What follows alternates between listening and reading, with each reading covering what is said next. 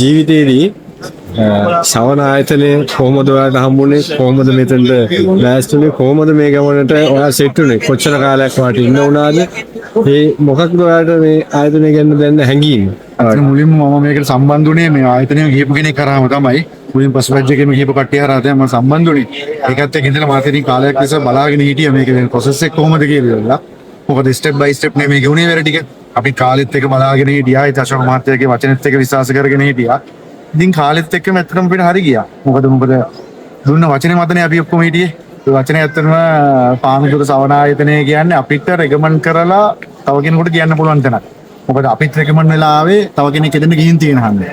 ඒ දේ දැනගෙන අපිත් බලාගෙන හිටියා. කාලෙත් එක බලාගෙන හිටියා. අතන මේකත් එක දැන් ඉතින් අද දෙයිනේ කියලා අපි විදේශගත වෙනවා.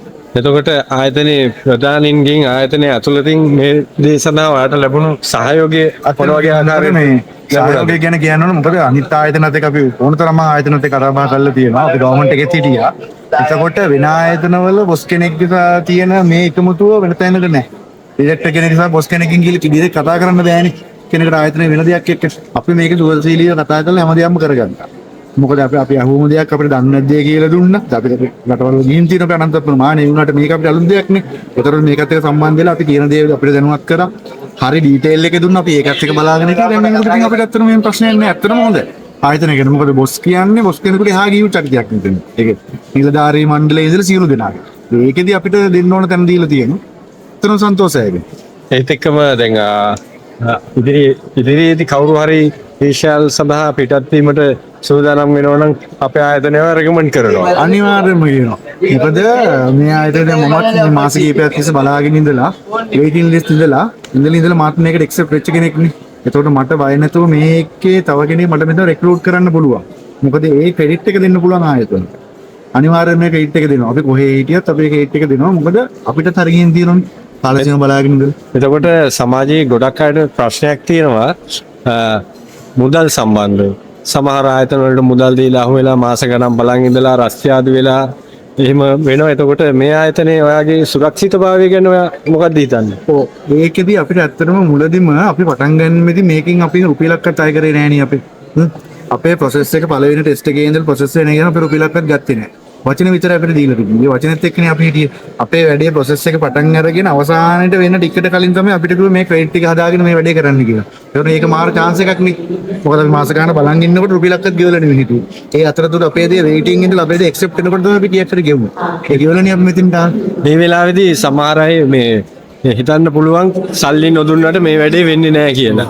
ඔයා අද මොකක්ද කියන ඔයාලට දැනෙන හැඟීම අද? ඒතර මෙහෙමයි. සල්ලි මත්තමනේ මේ ආයතනය ඇහුනේ. සල්ලි මත්තමේ ආයතනය නැවුණා නම් අද අපි යන්නේ නැහැ නේ මෙතන. නේ? මොකද අද මේ ටයිම් එකේ අපි මෙතන යනකොට ඊයේ හවස වෙනකොට සල්ලි දුන්න ළමයිට හිටියා. ඒ වෙන්නේ. එතකොට අපේ ඔක්කොම කරලා ඉවරයිනේ. අද මේ වෙලාවේ සල්ලි දුන්න කෙනෙක් හිටියේනේ. අපිට ට්‍රාන්ස්ෆර් කරලා දුන්න කටි. එතකොට මේ chances දීලා අපි ඉස්සරහට දාලා තියෙනවනේ. ඒක සල්ලි මත්තමේ අපිට ආයතනයක් නෙවෙයි. ඒක මොන ප්‍රශ්න තිබුණත් අනිත් ආයතනත් එක කියනකොට ඉස්සෙල්ලම අපේ પાස්පෝර්ට් එක ගන්නකොට සල්ලි නේ ගන්න. අපේ ගත්තේ සල්ලි නෙවෙයි. සල්ලි දෙවනුව අපේ ගත්තේ. ඉස්සෙල්ලා අපි වැඩේ නේද ගත්තේ. අපි වැඩේ කරලා දෙන්නම් කියන්නේ. ඒකත් එක තමයි මම හිතුන රෙකමන්ඩ් කරන්නේ. මොකද මේ අපිට දෙයක් හරි ගියා කියන මේ මිනිස්සුන්ට අතනම හොඳයිනේ. මොකද අතනේ ශේෂ්ත්‍රය දන්නවා. අපි ව්‍යාපාර කරගෙන ඉඳලා අපේ ව්‍යාපාරෙත් ගොඩ දා ගන්න බෑ මේකට එකතු වුණේ. මේක අපි යම් කිසි දැනුමක් තියෙන හන්ද අපි ඒකත් එක්ක ගමනක් යන්න පුළුවන්. අතරම බොහොම ස්තුතියි ආසිරි. මම ඔයාලට සුබ පතනවා ඔයාගේ අනාගතයේ සියලුම බලාපොරොත්තු ඉෂ්ට සිද්ධ වෙන්නේ. අනිවාර්යයෙන්. මම මොකද කියනවා මේ හැමෝටම කියනවා මේ මොකද මේ වීඩියෝස් දාන්න ඕන සවන ආයතනයෙන් අපිට දෙයක් කරලා දීලා තියෙනවා. Facebook එකේ මිනිස්සු දැනුවත් වෙන්න ඕනේ.